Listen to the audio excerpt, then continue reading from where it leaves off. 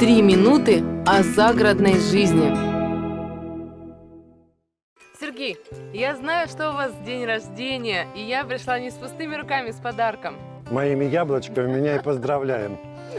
3 минуты о загородной жизни. Сергей Богатский И Надежда Семендяева. Про Сергея будем разговаривать. И я хочу напомнить нашим зрителям, что это не просто великолепный садовод, очень талантливый, у которого даже не только палки садовод, цветут, да. но еще и прекрасный ландшафтный дизайнер. И о своих умениях, своими секретами вы поделитесь, пожалуйста, расскажите нам об умениях. Вот здесь, где мы с тобой сейчас сидели, была, по большому счету, гора вот с этого уровня. И примерно к дорожке вот это все был склон. Наш сад – это живой организм, он постоянно меняется. Мы что-то придумываем, что-то убираем, что-то добавляем, что-то пересаживаем. И поэтому… В следующем году будет все по-другому, да? Конечно, по-другому, это обязательно. У меня там еще готовится одна подпорная стенка. И пойдем посмотрим. У меня вопрос есть. Смотрите, эта смена уровня земли, она каким-то образом полезна для растений?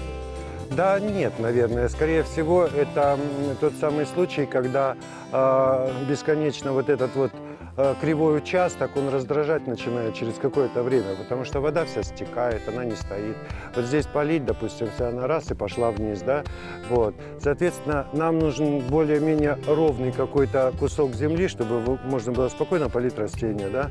Я заметила вашу любовь к камням. Они присутствуют практически везде. Для чего это?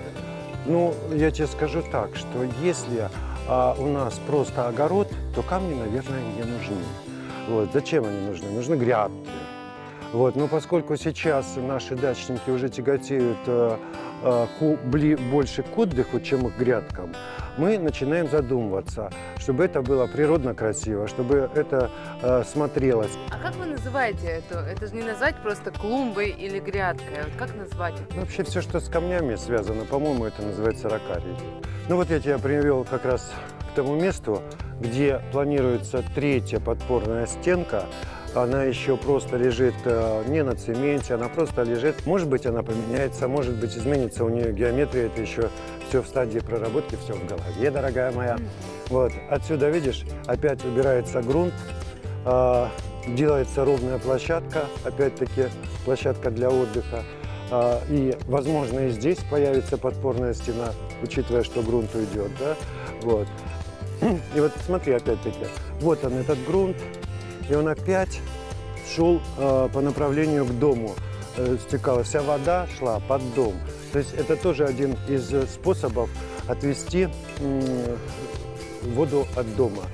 Сделать более-менее ровную площадку. Тогда она уже не будет так конкретно течь под какой-нибудь домик садовый. Правильно?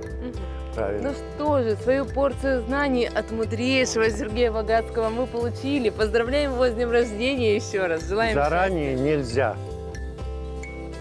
Это были 3 минуты о загородной жизни. Сергей Богатский. И Надежда Семендяева. Пока. А вам красивых участков и богатых урожаев.